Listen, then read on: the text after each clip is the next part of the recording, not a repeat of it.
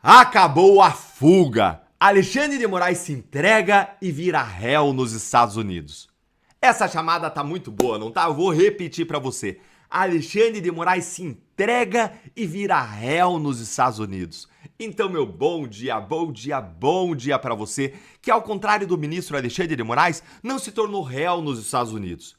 Porque, olha, gente, a AGU, ela anunciou ontem que ela iria finalmente comparecer perante o Tribunal Federal da Flórida para defender Alexandre de Moraes no processo que foi movido contra ele pela Rumble e pela Trump Media. Gente, finalmente chegou o dia que vocês, que eu tanto esperávamos, um dos homens mais poderosos do Brasil, que se acha intocável, ele agora será julgado como qualquer outro cidadão pela justiça da maior democracia do planeta. É o Moraes no banco dos réus. Dá até gosto de falar isso, né? Vou repetir. É o Moraes no banco dos réus. Então bora relembrar aqui rapidamente o contexto que nos traz esse gostinho de justiça. A Rumble e a Trump Media processaram Moraes no Tribunal da Flórida. Qual que era a acusação? Que o Moraes mandou censurar e bloquear perfis de pessoas e empresas americanas, ferindo a liberdade de expressão garantida pela Constituição dos Estados Unidos. E o que o Moraes fez quando a justiça americana tentou intimá-lo aqui no Brasil, hein? Chamá-lo para se defender. Moraes se escondeu. A intimação, que foi feita por Cooperação Jurídica Internacional, ela foi barrada aqui no Brasil pelo STJ de forma completamente atípica e ilegal. Até sigilo meteram no processo. Aí a juíza americana foi lá e autorizou que ele fosse intimado por e-mail. E o prazo começou a correr. Ou ele aparecia, ou ele seria julgado à revelia, ou seja, seria julgado independentemente de ele aparecer lá para se defender. E foi aí que veio a jogada de toalha do Moraes e da AGU, a confissão da derrota. Ontem, a AGU anunciou que se apresentou na Flórida para defender o Moraes. Depois de meses fugindo, eles jogaram a toalha. Moraes virou réu e ele vai ser julgado nos Estados Unidos. E olha aqui o argumento que eles escolheram. Vê aqui comigo esse trecho da matéria que eu vou mostrar para vocês, essa matéria intitulada AGU pede para defender o Brasil em caso de Moraes com Rumble. E olha esse trechinho aqui da nota da AGU. Decisões judiciais proferidas pela Suprema Corte do nosso país não podem ser questionadas perante tribunais de estados estrangeiros. A tese aqui da AGU é que o Moraes é intocável porque ele é juiz e age em nome do Estado brasileiro. Só que ela tem um probleminha. A própria Suprema Corte dos Estados Unidos já decidiu o contrário.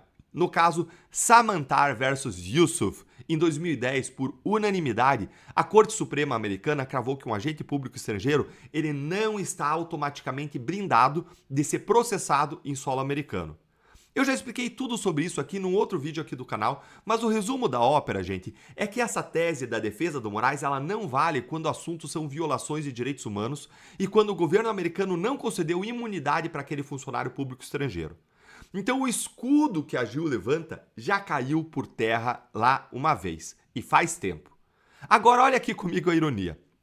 A nota da AGU, ela termina dizendo isto aqui, ó, que ela tem plena confiança de que o Poder Judiciário norte-americano atuará com imparcialidade. Que ironia, hein? Quer dizer então que o Moraes confia na imparcialidade da justiça americana.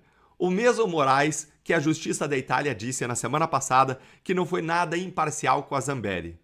O mesmo Moraes que feriu a imparcialidade todos os dias. Gente, para quem entende aqui de política e justiça, a gente entende aqui o que a AGU está dizendo.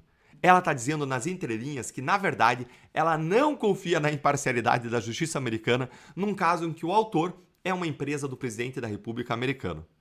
Por isso que ela falou que confia na imparcialidade.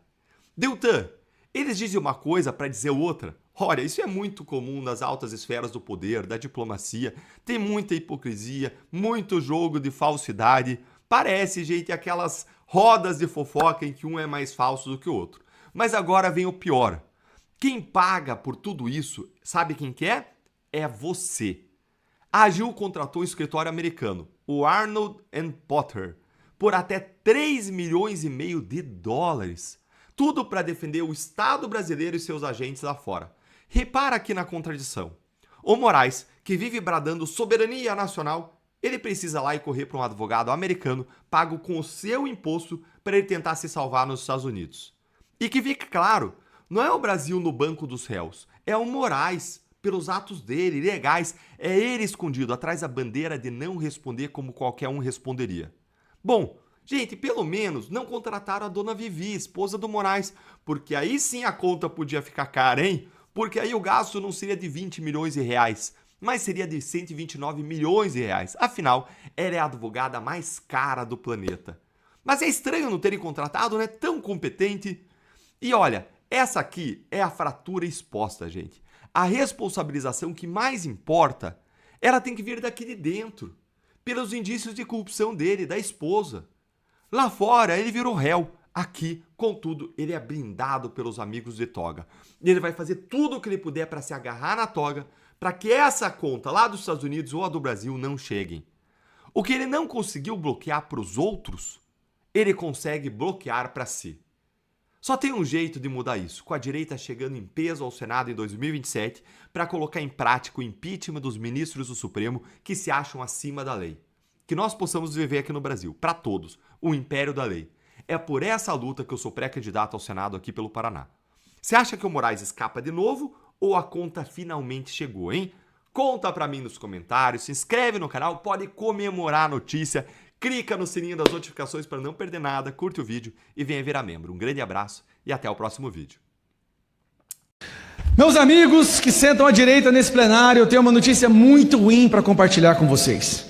Eu estou achando que realmente o Lula, dessa vez, estabeleceu uma estratégia imbatível.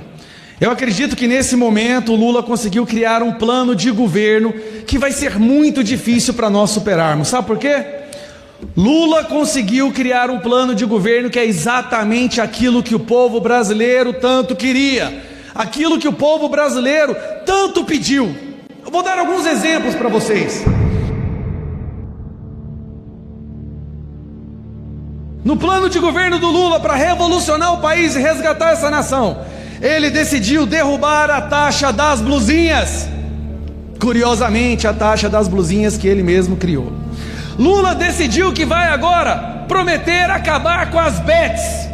As bets que ele mesmo sancionou e fez lobby para que fossem regulamentadas para aumentar a arrecadação. Lula prometeu o Desenrola 2.0. Sabe por quê? Porque o Lula colocou 80% da população endividada. Lula criou um plano de governo para acabar com a criminalidade e as facções criminosas.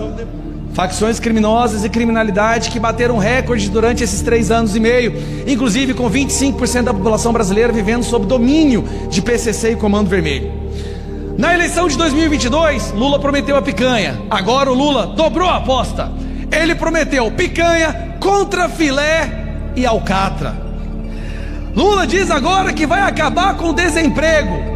Mas é claro, colocando todo mundo no Bolsa Família e na miséria, ninguém busca emprego e é fácil acabar com o desemprego.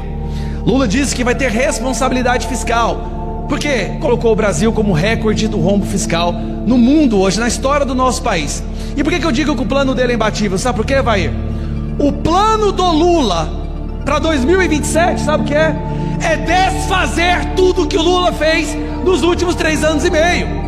A promessa do candidato Lula é desfazer, anular, derrubar tudo que ele fez nos últimos 3 anos e meio.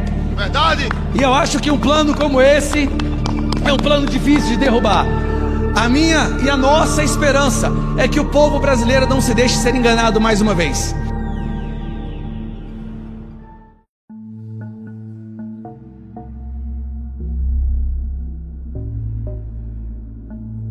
Dito isso, presidente, quero aproveitar esses 5 minutos finais para dizer uma coisa.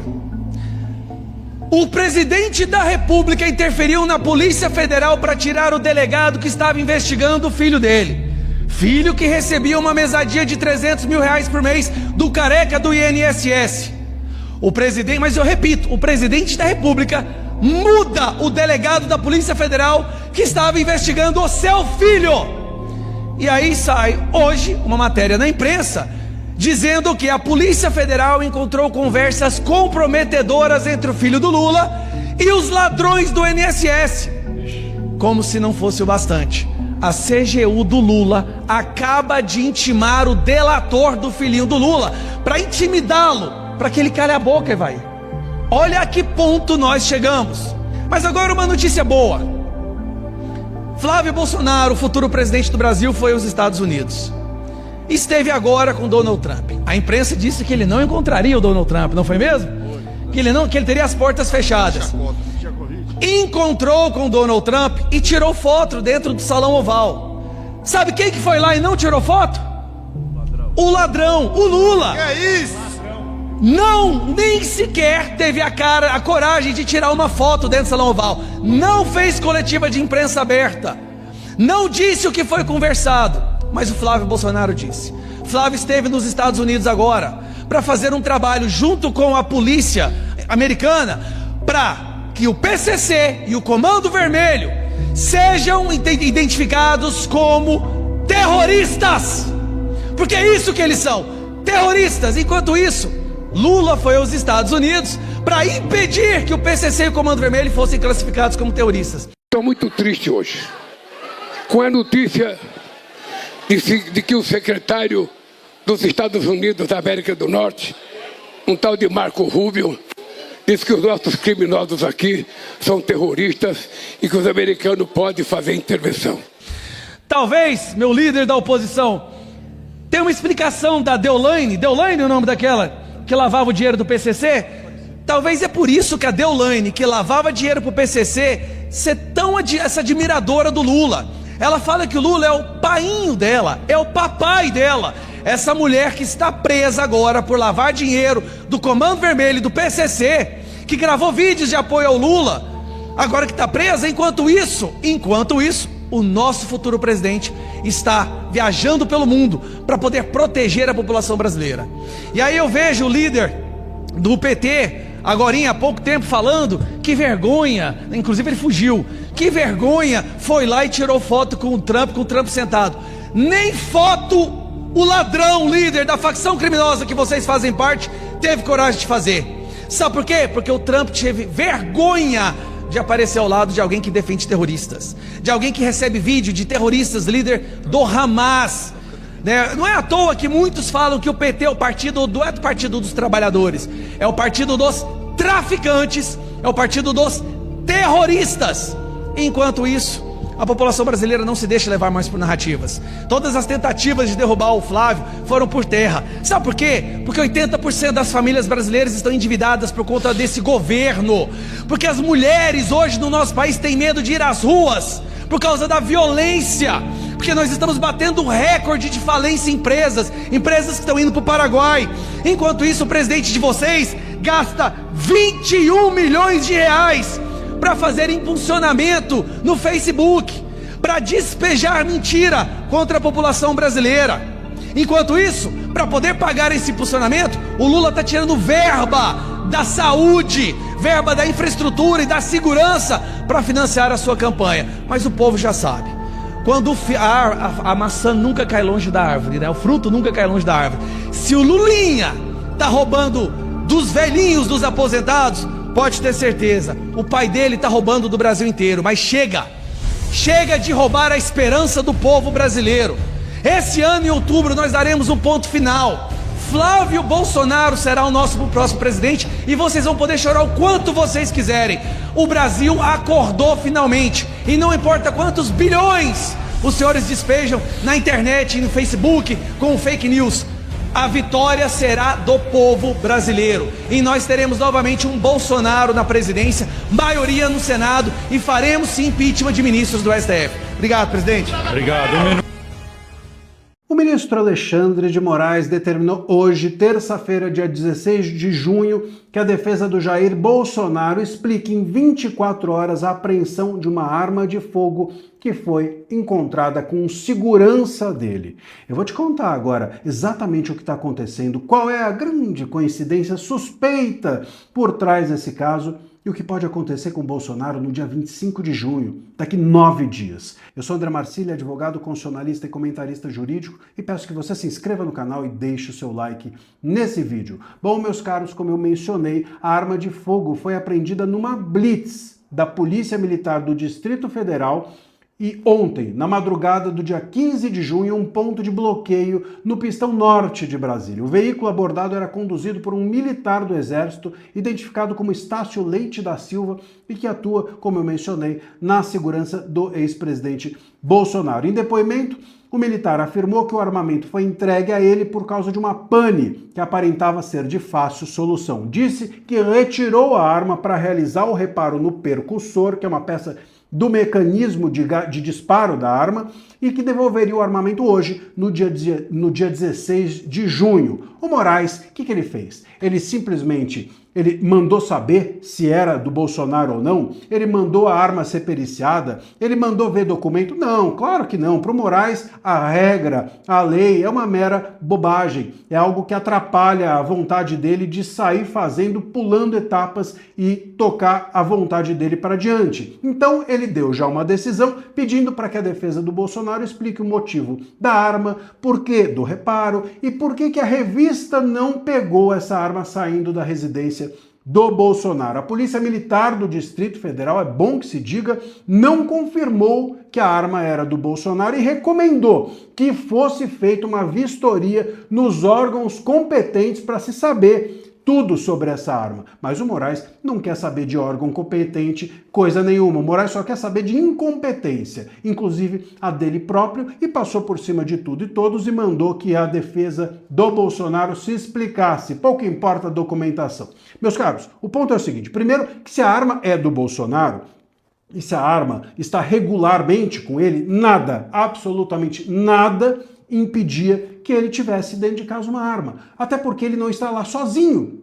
Está lá com a sua família não está presa. Então a sua família não é obrigada a ter restrições que ele tenha. Mas o ponto é que, se ele tivesse ainda assim uma arma, e essa arma estivesse regular, ele não está obrigado a jogá-la fora. Não havia nenhuma restrição nas cautelares impostas a ele para que ele não tivesse arma. É bom que se diga isso de saída. Segundo, que é muito suspeito que na beira de acabarem os 90 dias da prisão domiciliar do Bolsonaro, às vésperas de se reavaliar se ele merece seguir na prisão domiciliar ou voltar para Papuda, faltam 9 dias para que os 90 dias acabem. Exatamente agora cai do céu, cai numa bandeja, grande desculpa, a desculpa perfeita para o Moraes devolver o Bolsonaro para a cadeia. Pô, é um pouco demais para a gente não ligar o nosso desconfiômetro. Eu não posso aqui afirmar nada, mas também não sou bobo e não posso deixar de desconfiar de que é muita, mas muita coincidência. Sem isso, ficaria muito difícil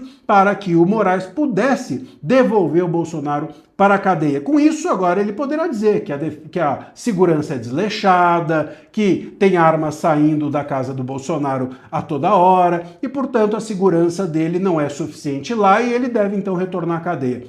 Ou seja, o Bolsonaro, a cabeça do Bolsonaro e, claro, do bolsonarismo estão, mais uma vez, nas mãos do Moraes. Ele vai poder, nos próximos 9 dias, fazer o que bem entender. Vai depender de muita estratégia essa resposta da defesa do Bolsonaro. Eles vão ter de ser muito hábeis, não só juridicamente, mas politicamente, para entender que o Moraes está jogando xadrez com o Bolsonaro e agora ele anunciou um possível checkmate. Olha, eu posso te prender ou eu posso não te prender, a depender dessa resposta. É isso que está em jogo, meus caros. Lamentavelmente, esse é o Brasil. Esse é o Brasil do Moraes. Esse é o Brasil imoral do Moraes. Vamos aguardar os próximos passos e deixa aqui o seu comentário, porque a gente vai estar ligado e contar para vocês os desdobramentos dessa história, sobretudo quando vier a resposta da defesa.